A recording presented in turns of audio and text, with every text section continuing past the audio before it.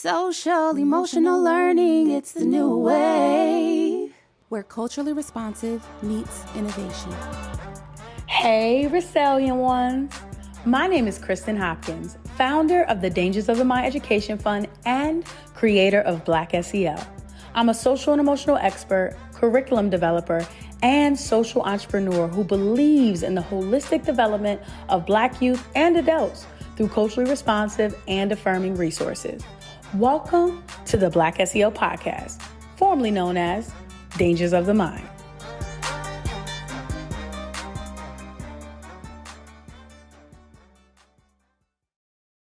All right, let's get started because we got a jam-packed night and I am excited about this. I got my CT sister on the line with me tonight. You know, what do we say? CT? CT. Yes, so Shauna Brown is with us. I'm so excited about this. My name is Kristen Hopkins Vincent. I am the executive director of the Dangers of the Mind Education Fund and the creator of Black SEL. I'm very excited to have this conversation tonight. I have a couple of house announcements, but before I do, I really just want to welcome you all. Thank you for joining us tonight for this very necessary and insightful conversation on Black SEL plus Teach for the Culture. All right. Here at Black SEL, our mission is to reach, teach, and build a system of strong Black leaders that understand the importance of social and emotional learning and ways to sustain it and expose it in the Black communities. And so we aim to highlight and elevate the educators and the voices of African-American people and our allies in the social and emotional learning field.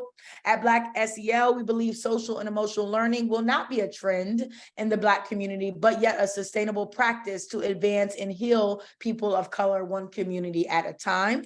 And Black SEL is SEL that's infused with a cultural lens that speaks to the lived experiences and needs of Black students and communities. So it's very important that we stress that. Black SEL also acknowledges that Black students and families face a unique set of challenges related to racism, prejudice, and marginalization. And given the ongoing trauma and stress that many Black students and families experience, these challenges can negatively impact the students' academic performance and the overall social and emotional health, right? We want to make sure that our well-being is taken care of. So we want to increase our social and emotional health in the Black community. That is one of our biggest goals. So just a couple of house announcements. Our second annual Black SEL Summit is happening, and I'm really excited about it. It's happening September 28th and 29th in Durham, North Carolina at North Carolina Central University. And I believe our early bird tickets have definitely came and gone, but we are currently still having tickets for sale. We're offering group rates to educators, as well as we still have sponsorship opportunity and vendor opportunities. So if you have a program or a product that speaks to Black children and it's a social and emotional product, we would love to hear from you. We are also creating a database of Black SEL organizations that we are going to be showcasing on our website. So if you know a program that is a Black-led, please share it with us. I'm very, very excited about that catalog that will be coming out soon and hitting our website. And so this year's conference, we will talk about new trends in Black SEL, new research, and how we propose to fill the gap and reach Black communities with SEL. So we are really excited because we have some research in. We've been doing a qualitative study for the year, and we are so excited to share all of our findings, as well as our new framework and all of our other things that we want to share at the summit coming up. So we are looking forward to you being there. Jamie will drop the chats in the links in the chat, and we will get started tonight. I'm really excited. Let me look at the chat real quick. I like to engage, and I see all the stuff going on. All right. I'm a little nosy too. I need to see what's going on. What's happening? Okay. Black SEL social media coordinator. Okay, Kayla. Yeah, Kayla's on. So we're excited about that. Yes, let me remind you, if anything resonates with your soul tonight, right? If you feel like, oh, that was a good quote, or that was something good that I want to talk about, or you just want to promote this and help us reach more Black people and our allies, please, at Black SEL Hub, also at Shauna Brown with Teach for the Culture, and we'll put their handles in there. Yep, they're already in there. Making sure that you all are sharing the work that we are doing in this much needed conversation. So I already talked about our vendors. We're looking for vendors. Last year, we awarded 12 Black leaders, y'all, in social emotional learning field. And this year, we believe to do the same. So please, I think our nominations are closed. I have been doing finalist interviews, but if you are like, I know somebody that deserves this, and I just cannot keep my mouth shut about this person, please email info@blacksel.org, info@blacksel.org, and we will make sure that we respond and check it out. All right. I'm really excited about those in the room tonight. If you're just joining, again, tell us where you are from. Tell us your name, your organization, and why you are here. All right. So our speakers are already solidified for our event, and we are good to go. So I think I'm done with my house announcements, because I'm excited to sit back and really get into this conversation that our program coordinator, Francis Lee, will be moderating tonight. But I wanted to talk about really quickly, we just had our Black SEL Freedom School here in Durham, North Carolina. And you guys, when I tell you, it was so powerful to see so many Black students that were just embracing SEL and were being vulnerable and transparent and just being in a space that they felt was for them, by them. We had 8 women facilitators with us on as staff, and the way that these kids, and if you see my eyes are a little puffy, y'all, I broke down crying earlier just before this call, because of the fact that we need more spaces like this. We need more spaces where our babies can shine and they can talk about social awareness and self-awareness and responsible decision-making, and actually make it look real in their homes, like in their communities. So the conversations we heard tonight and throughout the last 4 days were just something that I got so excited about. So I'm really happy that is over, but I'm happy about the impact that we have just had and the things that we will be sharing at our conference. So without further ado, I'm on my 6:10 mark. So I'm going to let Francis take the floor, and we are ready to hear all about Miss Shauna Brown. Hi, everybody. Good evening.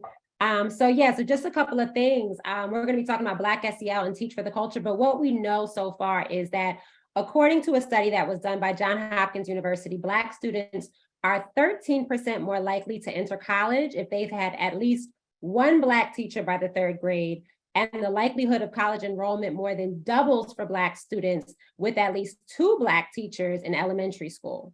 Studies also show us that having Black teachers and support staff in school improves education for Black students, because Black teachers are more likely to place our children in high-achieving Black students in programs for the gifted students, and they suspend at lower rates. And we also know that 80% of teachers being white, an overwhelming majority of them do not live, do not shop, do not commune in the communities in which they teach. And just to kind of put into perspective for everybody how important and necessary and timely this conversation is, it was just announced today that the state of Florida, the 3rd largest state in the country, has to include in their middle school Black history curriculum that slavery was beneficial to the slaves and taught them life skills. If that's not mind-boggling. So let's talk about it. As Kristen already stated, my name is Francis Lee.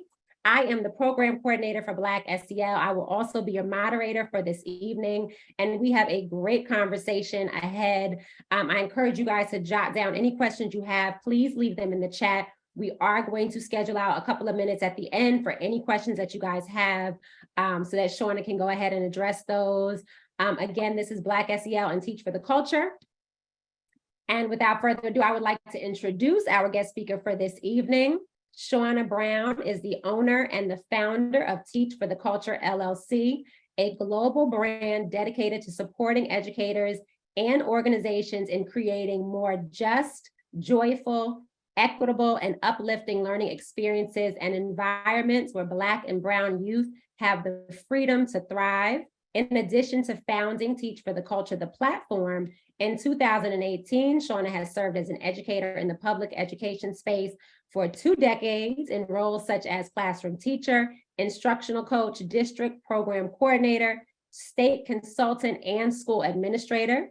She also had a wealth of experience as a curriculum designer, professional development lead, school climate specialist, and a mentor and coach to beginning and aspiring teachers. She's also helped lead and design an opening of the nationally top-ranked and award-winning 6 through 10 STEM magnet school.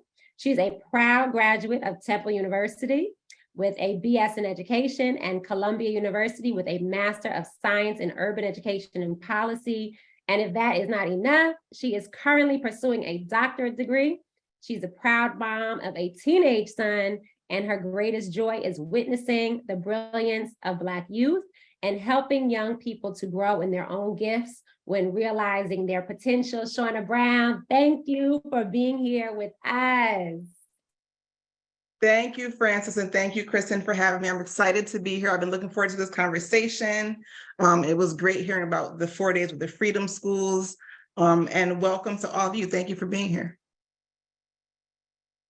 Wonderful. So I'm just going to go ahead and jump right in because we want to get as much information jam-packed into this conversation as we possibly can. So your organization is called Teach for the Culture. So we're going to start off from the very foundation. What is culture and why is it relevant to the way in which we teach our students? So culture to me is everything. It's, I think there's a difference between surface level culture and deep culture.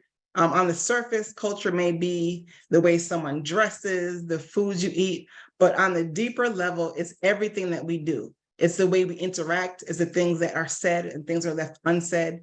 It's how we approach certain situations. It's, how we respond to certain situations. It's in everything that we do. And so culture for me, it's a very important in education. Sorry, one second. I think within schools, it impacts the way we reach or do not reach students. It impacts the way that we perceive situations happening or not perceive things happening. So for example, most of my career, I was working, in the beginning of my career in mostly Black schools. About 7 years ago, I moved into a new position in a new school with 99% white staff, but mostly students of color. And so when I would, give presentations or speak, I would just see blank faces. And I'm like, are they hearing me? Are they not? Because culturally, in majority Black spaces, we respond different, even when someone is speaking, right? There's more of the call and response. Whereas in the mostly majority white spaces, it was very silent, stoic, very, pensive, but not expressive as we are. And so many people wouldn't look at that as or think of that as a cultural thing, but it is. It dictates and determines the way we operate, how we, respond against things and how we interact. So I think. What was the second part of the question, Francis? In the chat said, when you said you transitioned into that type of district where your students were Black and majority of your coworkers were white. So the question was, how is it relevant to the way we teach our students? And I think that you pretty much squared that away. I mean, our cultural experiences, our learned environments is what we bring, right. Is what our kids bring with them into the classroom. I'm actually going to take off my program coordinator hat right now, and I'm going to put back on my retired educator hat. Come on. This is a conversation that is really just, it's near and dear to my heart because there is a difference in the way our children learn and receive information. So is teaching for the culture the same as culturally responsive teaching? So I would say no. So to me, culturally responsive teaching can be a strategy. Teach for the culture, in my context, is a way of life, right?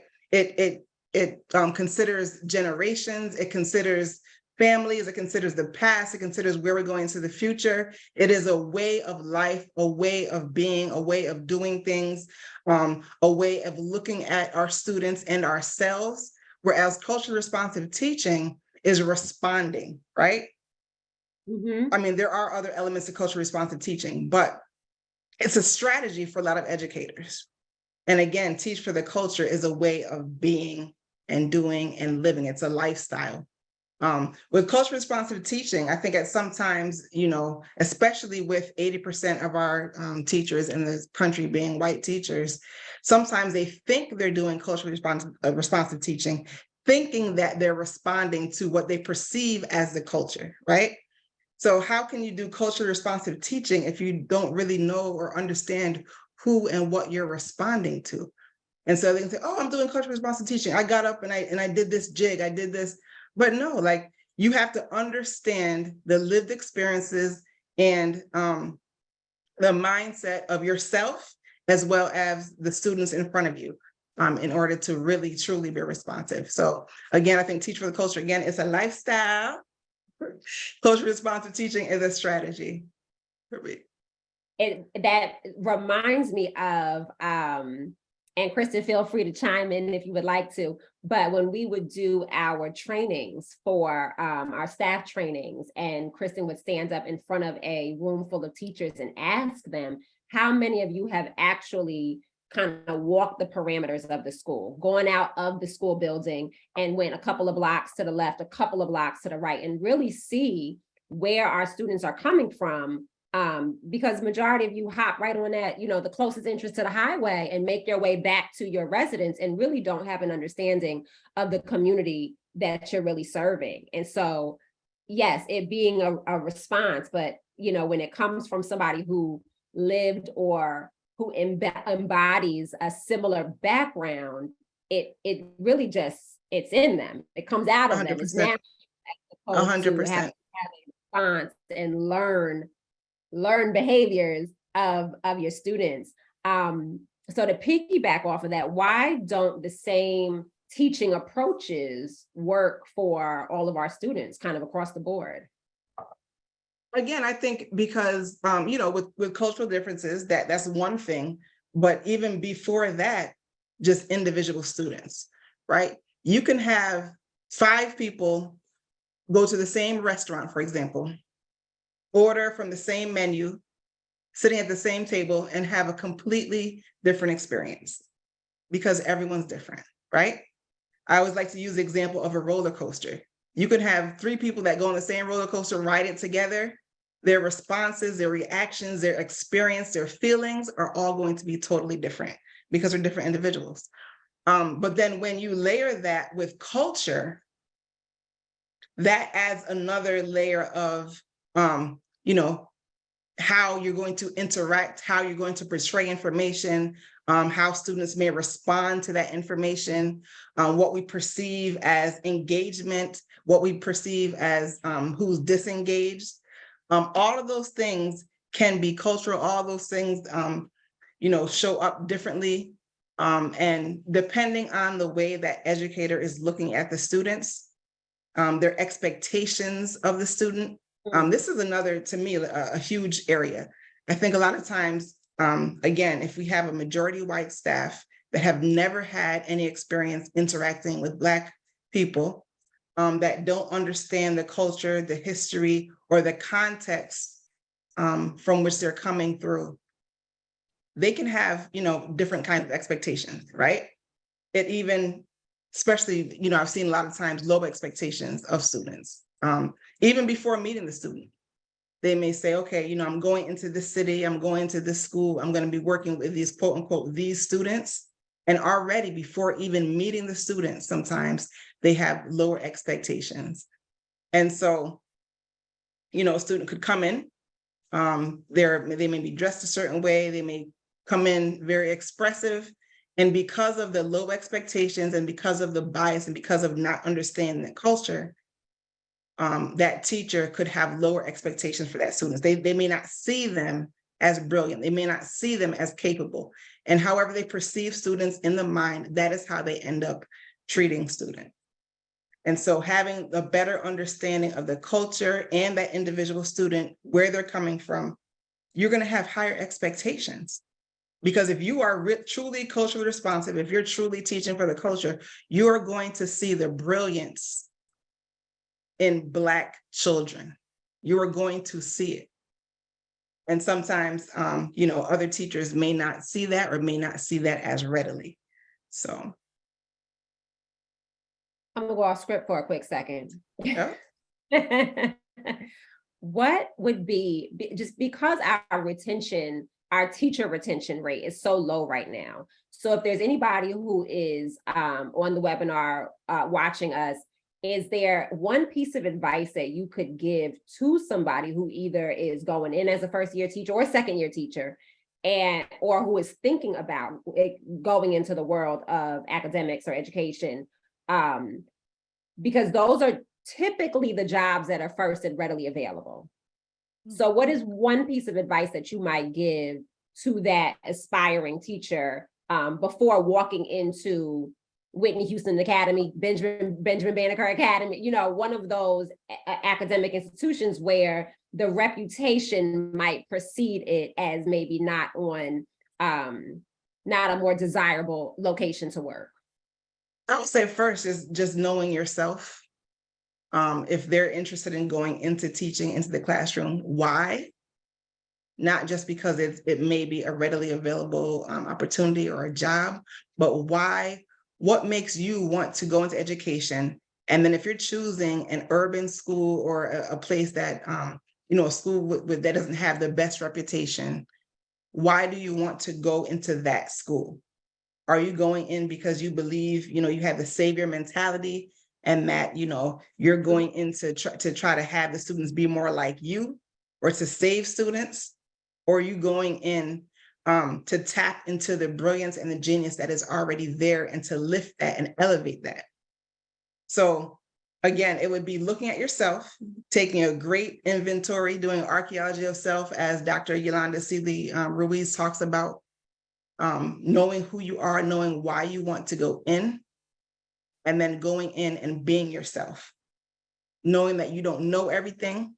You have to go in with a curious and scientific mind. You're going in to learn and not just teach. Because if you're going in only to teach and you're not trying to learn, then you're not teaching. You have to go in with the mindset of continual and ongoing learning. You're learning the students, you're learning the neighborhood, you're learning the families, you're learning more about yourself, all before you go into teaching. And so I would encourage them though, yes, it's, to me, the education field is one of the most, gratifying. It's rewarding. As a person, I've been in education for 20 years, and the best thing for me is seeing students now that I taught years ago, and them coming back and telling me what they remembered, what the experience was like in the classroom, and just that connection is lifelong bonds. So just, being yourself, being willing to learn and be an ongoing and lifelong learner, knowing that you don't know everything, you don't have all the facts, you don't know, there's just so much more to learn. And so if you go in with that more humble mindset, yes, you have to be confident and competent, but also humble to know that you don't know everything and you don't have all the answers, and that each day is going to be different, each year is going to be different. But go in with that intention of what you're there to do and not to be a savior. So I like that. And yes, Dean, I said Whitney Houston Academy. I'm from Essex County, New Jersey, and we have a Whitney Houston Academy. But that was so good, Shauna. Now, we know how impactful social emotional learning can be. How can educators, because everybody knows when you are in the classroom, the last thing you want to do is add an additional curriculum study, anything else onto your plate of list of things to do. So how can educators incorporate SEL learning kind of into their everyday classroom practices?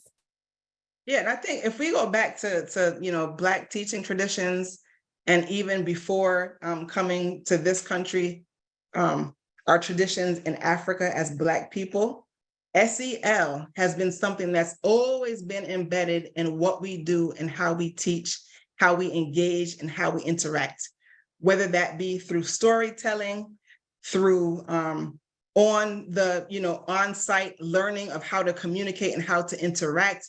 SEL has always been a part of our tradition and part of what we do as Black people. I think, more recently, it's gotten kind of its own lane, I would say, of course. We've been more intentional, I think, in schools about making sure that we incorporate SEL. A lot of that is because some teachers did not see it as something that they had to incorporate. Many educators did not see it, and some still do not see it as something that goes along with teaching the child. They just think, oh, I'm a math teacher, I'm going to only teach math. I'm a science teacher, I'm only teaching science, I'm not going to touch on all that. They think it's like touchy-feely stuff. And so schools now have been more intentional about incorporating SEL, making sure that we have designated times, programs, or spaces for incorporating SEL. But as Black people in the Black teaching tradition, that has always been something that we have done, that we have focused on, because we know education is not just about learning 2 + 2, right? We know that education is also connected to liberation. It's also connected to advancement of our people. It's also connected to everything that we're going to do in life. And you have to have those SEL skills embedded. That SEL has to be a part if we're working with young children. It's part of their learning, right? It's social emotional, but we're teaching humans. We're not teaching robots. We're not programming bots, right? And so because of that, we do have to teach in a more holistic way. We do have to incorporate social emotional learning.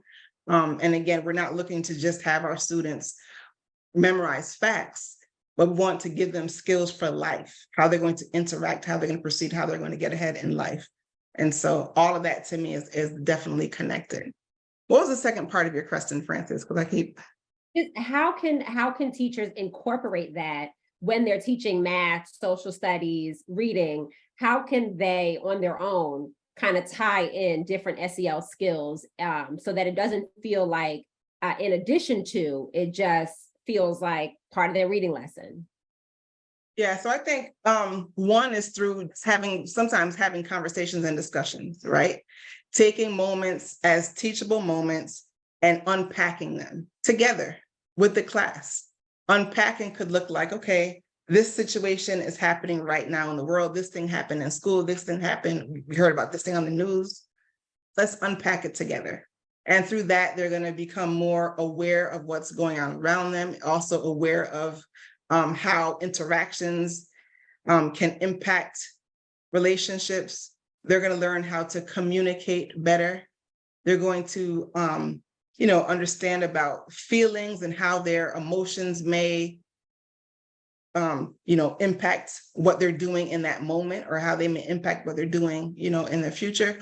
So just making sure that, you're talking to students, you're having those discussions in class. I know a lot of schools, they have a special section, in the morning where they have like a circle time or something like that, but incorporating those things throughout the day, not just having moments to kind of stop and reflect and help students reflect just during that designated time, but ongoing and throughout the day. One way I love to use storytelling. And that's just, basically sharing something that may have happened, or just taking like those teachable moments to really talk through situations and have students talk through situations and share how they're feeling, right? So also just like teaching them how to support one another. It's something that we don't think of having to teach students, but you actually have to cultivate that in the classroom. You actually have to tell students and model for students what that support looks like for other students. Students at the board working on a math problem. It's tough, it's hard, it's difficult. In that moment, it's teaching other students how to help. Can you chip in? Can you, just supporting them when they're going through the struggle or the process of whatever it is. And so showing them what it looks like to uplift, what it looks like to clap it up for the students. And SEL, it feels or sounds so grandiose, and it really is oftentimes something as small as acknowledging someone's feeling, giving someone an opportunity to speak or to be heard.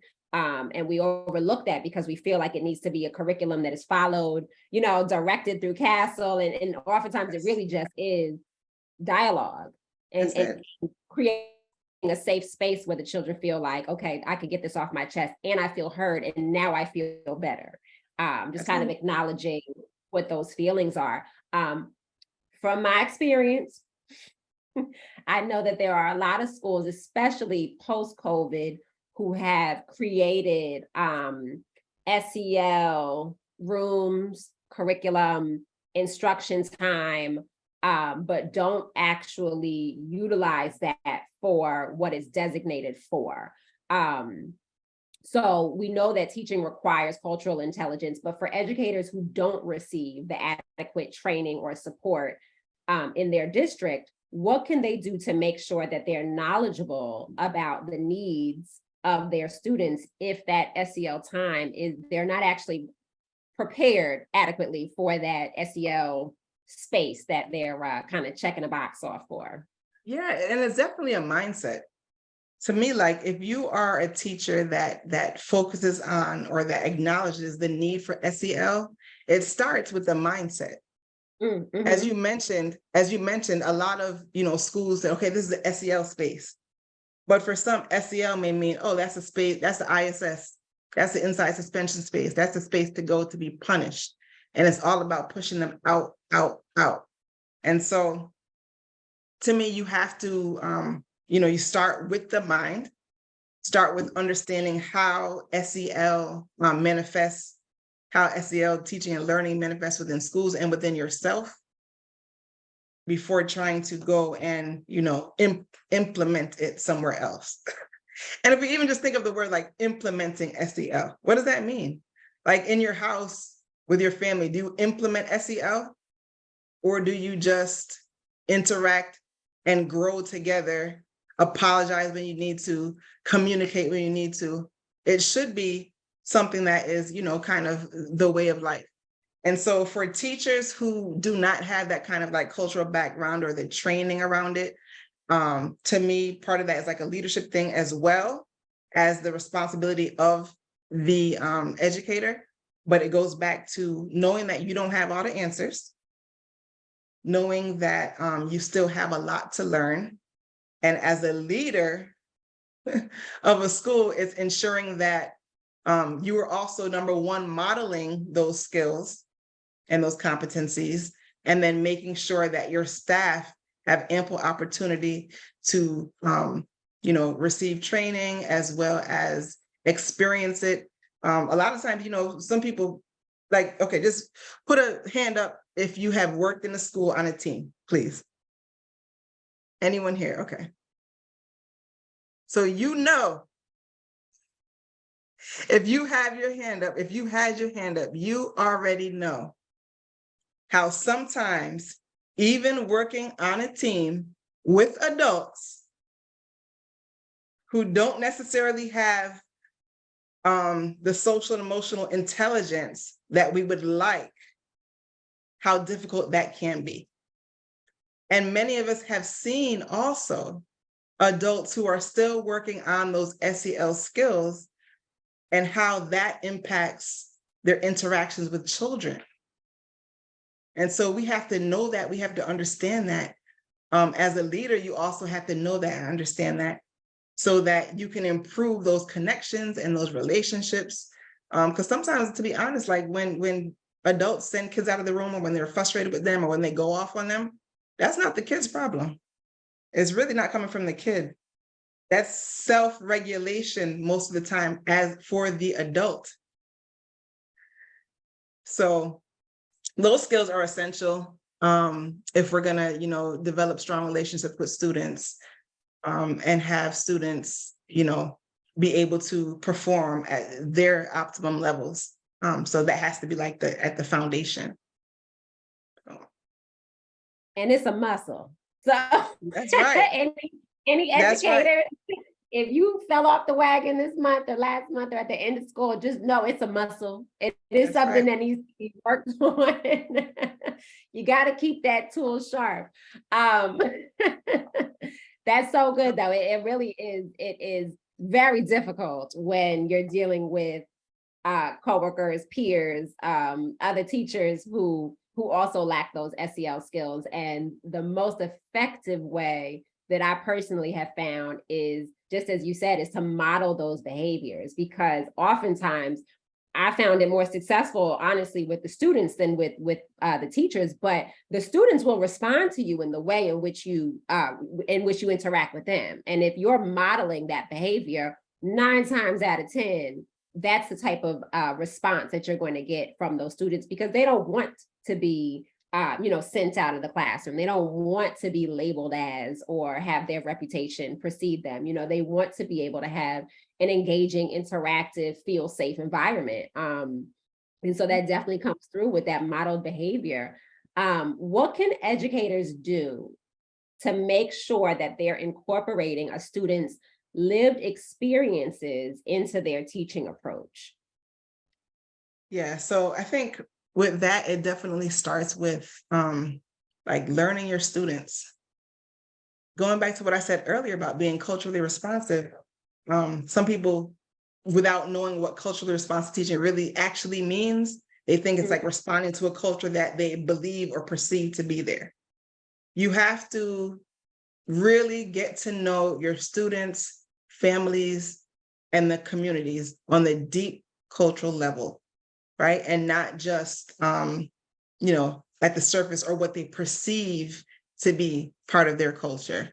So getting to know the lived experience of your students is essential. And that can come through like getting to know them as individuals, having those conversations, not just about, what's going to be on the test or, the literary device in this story or this novel, but actually getting down and hearing from them and listening to them and making sure you're intentional about creating space to listen to your students, to really and truly get to know them.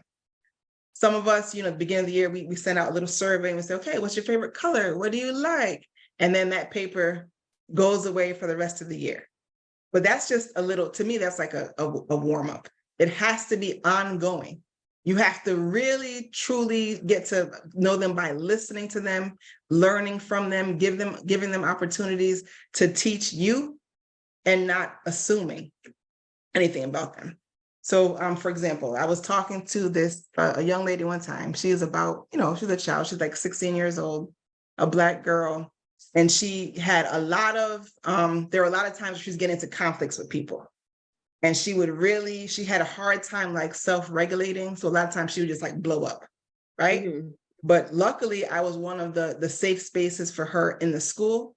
So if she felt like she was about to blow up, she comes to my office, we sit down, we talk, I listen to her, I get to, learn more about her. And one day I asked her, I was like, okay, she said she likes to listen to music sometimes. And I said, so what do you listen to calm down? And I assumed, here I am, a Black woman talking to another Black girl. And I assumed she was going to say a certain type of music. And what she told me, she said, Japanese flute music. And I was like, I never forgot that. Because in that moment, I said to myself, she said, Japanese flute music. And she was my girl, she, the long braids, the very, out here.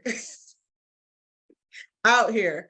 And I had to stop. And I was like, oh my gosh, here I am thinking that, I'm this person who's, teaching to the lived experiences of students and this and this and that. All connected. And I would never have guessed unless you listen. So it took me just sitting there and asking her the question and then listening and being willing to learn that. Otherwise, I would have never known because I may have assumed.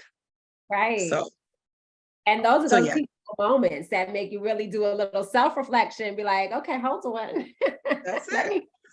me reevaluate my relationship with these kids Yeah, and right, project onto them. right. And then take it a step further. It's like, okay, now let me go learn more about it. All right, what Right. is Japanese flute music? All right, where do you found it? Where do you download it? And then being able to like circle back to that when I need to with that student. So it's learning about them and not just like holding it, but actually like circling back to it, bringing it back up, building those connections around the things that they say that they like or they enjoy or a part of their lived experiences. And those are just those tiny little, like itsy bitsy things that just kind of the building blocks with the relationship building with these kids. I mean, she'll probably, there's probably no other teacher in that school that has any idea that that's the type of music when they're like, Right. take off your AirPods and she's over there relaxing. That's down right, to her Japanese flute music. That's right. Right. That's right. And She invited me, like she was a kid who was hard to get along with people. She invited me to her 16th birthday party. She's like, I want you to come to my birthday party, you know? So. And those things are so important. It's so important to build that trust and that relationship because, you know, more times than not, when you can build that with the kid, all of the behavioral stuff kind of like works itself out. You know, because they don't have to be that way. They can take down their armor in front of you. And if you are that one person in the entire school building who can get through to them, you know, that's enough. Having at least one ally in the building is enough. Now I want to go deep for just a second because we are in some really trying times. I'm sure all of you guys have been watching the news over the past 6 months. So we know that there's a lot of proposed legislation at stake in certain states that are banning certain content, certain curriculum from being taught to our kids, and it's going to affect our kids, but it's really going to affect all of the students. That's right. Because it's just inaccurate, misleading, untruths. And so the content is unfortunately tied directly into the historical foundation of our students. How do you think that that is going to affect their academic growth? So I think, so first of all, sorry, my screen just,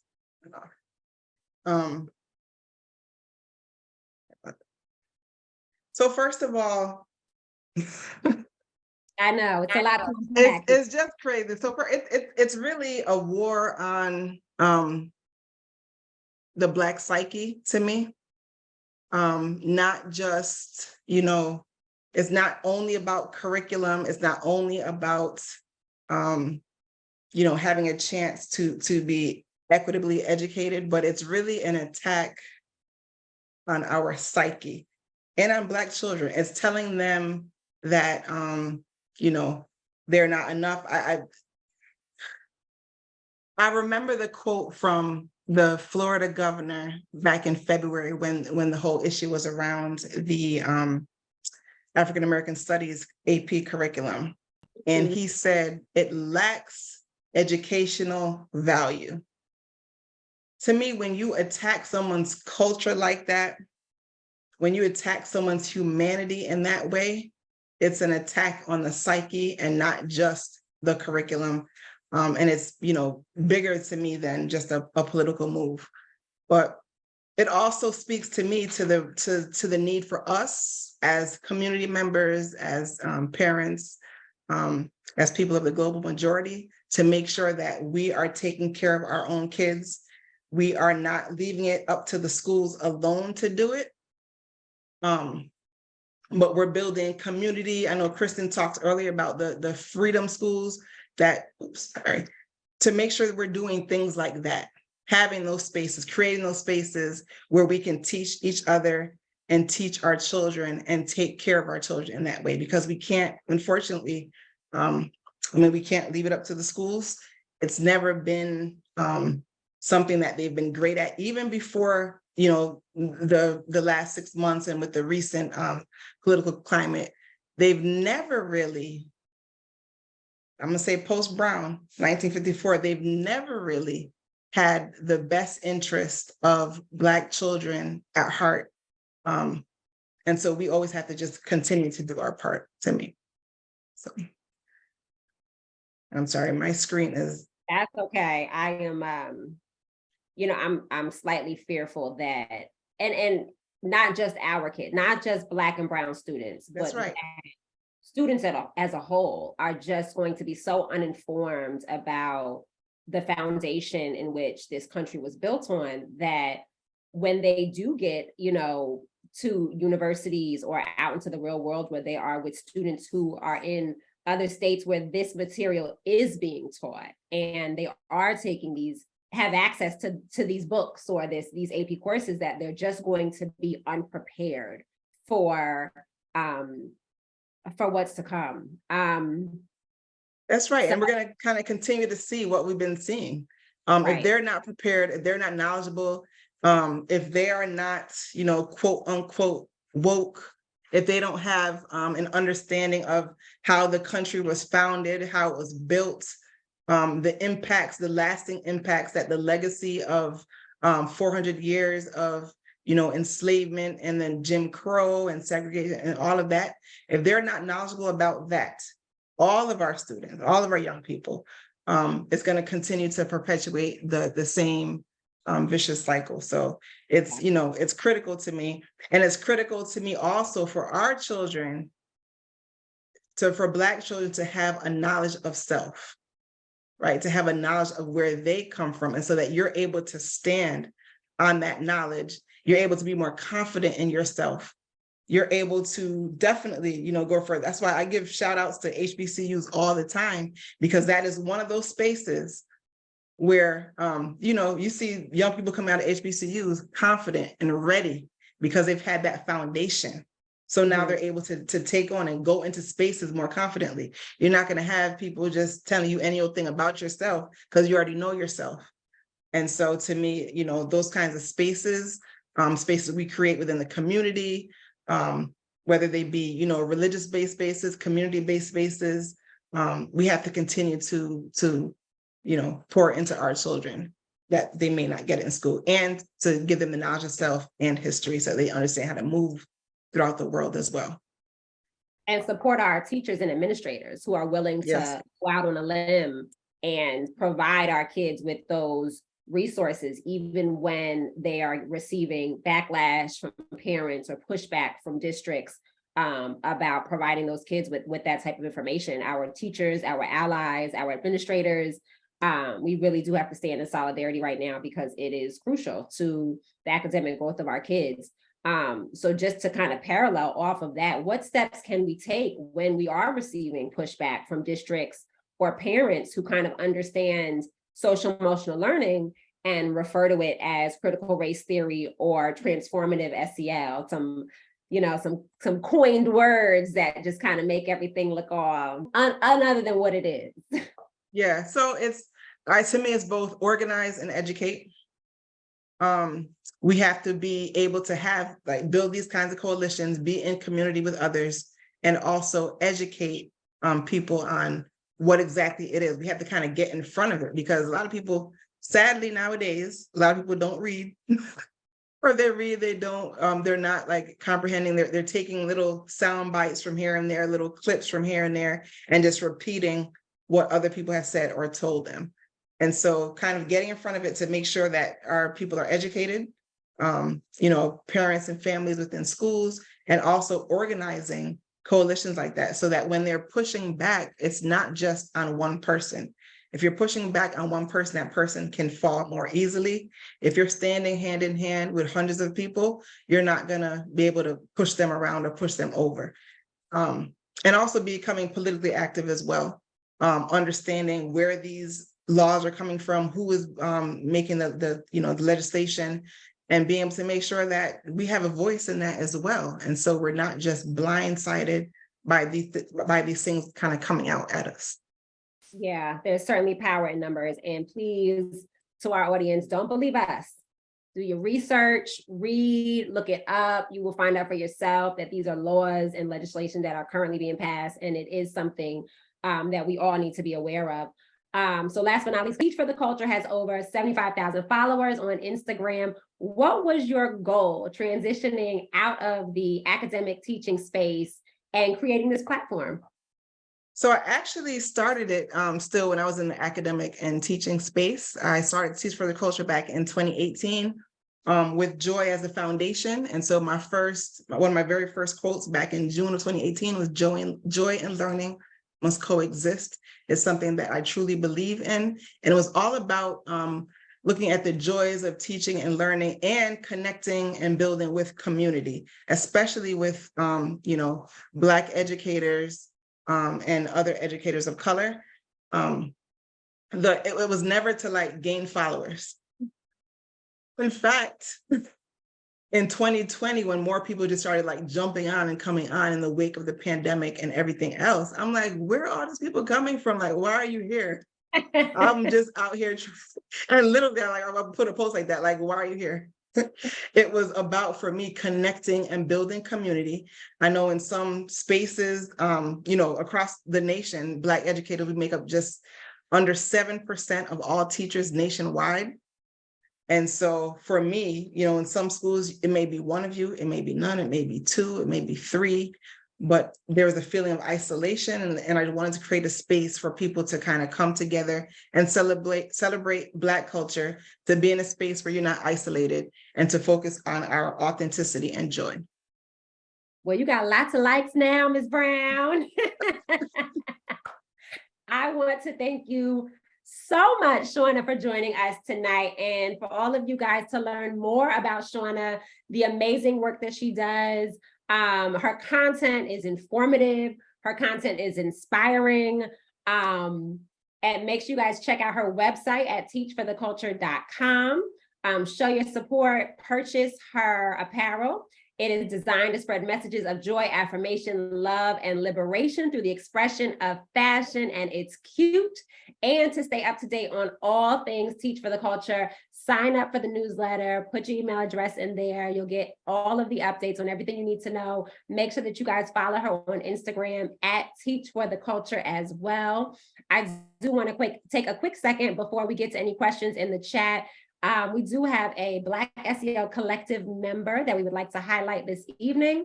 Her name is Santasha Allen, and she is the program coordinator for New Visions for Public Schools. So Santasha, thank you for being a Black SEL collective member. We highlight you this evening. Thank you so much. A reminder of a couple of our house announcements, which will be our Black SEL Summit coming up in September. We are also looking for, if you want to submit your application to participate as a vendor or to participate as a speaker, those two things are still available as an option. Our next webinar is going to take place in August. Make sure that you follow us at Black SEL Hub on Instagram. I will also be sending out tons of reminders to let you guys know when, where, and how to register. This has been an incredible turnout. I took some notes, and one of my notes that I have a whole bunch of notes, but a couple of them says, if you are not learning, you are not teaching, right? And we saw some people put that in, and knowing and setting intentions is very important. And yes, students bring their cultures to the classroom. So we always have to remember that. And of course, adult SEL is very critical. I was smiling because I remember a time in 2019, where we created, from my educational consultant firm, we created something called Let's Talk More SEL. And we were so intentional about making sure that we reached parents. So we were going to urban districts and training Black parents on social and emotional learning, because what we saw was that it wasn't sustained, because it would be like they would learn it. And even if they did learn it, if it was culturally responsive enough or culturally affirming enough for them to learn the social emotional learning, because that's a whole nother conversation. But if it was, then they would go home and they would go into these environments where mama didn't know SEL, daddy didn't speak SEL, and it's about the language. And so we're pushing each other to use the language and make sure that us as adults use this is our social responsibility. If you don't know it, it is our social responsibility right now, at this day and age, to model these skills with intention and to speak to the language of these skills. So kids know when they are being socially aware, when they are self-aware. And so it's really important. And then you said something about building those connections around their lived experience. You know, us at Black SEL, we believe in the lived experiences, okay? We believe that we have to protect our Black children's lived experiences. They are valuable, they are unique, and we need to always affirm them of that. And then the psychological warfare that we're in and that's being pushed on us was so good. I was doing the snaps over here, you know, because I think that was so good. And then also one of the things that really just had me wow, I had to pull up something is the organizing and educating, because it reminded me of the ethos hackers. Have you ever heard of the hackers ethos? And it talked about the 5 transformative teaching characteristics. So I just want to run those out real quick. It talks about collective work. So educators with a system or community to hack systems is the collective work of educators, and open and public engagements. Teachers sharing ideas and work in public spaces and giving opportunity for feedback and opinions. Number 3 is intentional systemic approaches. Teachers understanding where social power lives and seeks opportunity to challenge or threaten the system. And 4 is producer orientation. Teachers engage in rethinking and reproducing the way systems are designed. And then 5 is use of adjective tools. Is teacher develop tools for collaboration in public work. And so when we think about organizing and we think about this work, we want to think about this hackers ethos. How do we transform our teaching through these 5 principles? But I just want to expound on that. But this has been so good for my soul. If want to write, want your voice to be heard, you are in the field of SEL, you want to speak specifically to Black children and Black families, we are opening up our blog to be able to accept folks to write in. We are getting 2,000 views to our website a week. And so it is important that we share our voices. We elevate the voices of Black people and allies that are in this work, that believe in this work. So if you are interested, please email info@blacksel.org as well, to be able to be featured. I found Shauna's email address right on her Instagram. So you want to know how you can connect with her directly? I sent her an email straight through there and she was very responsive. So you can find her information at Teach for the Culture on Instagram or on her website at teachfortheculture.com. That's right. Yep. My email's on there. And again, it's teachfortheculture.com is my website. So we hope that you got something from today's webinar, and look out for our all of our contact that we'll be sending you guys to look out for our next webinar in August. Other than that, thank you guys so much for joining us, Shauna. It has been a delight. Thank you for dropping so many gems on us. And thank you for having me. And thank you, Kristen and Francis, for all of the work you do with Black SEL. You are making a difference. I'm looking forward to your conference in the fall. And thank you everyone again for taking the time to come on here. You know, don't hesitate to reach out if you'd like. And thank you for your time this evening. Awesome. Thank you all. Thank you guys. See you next time.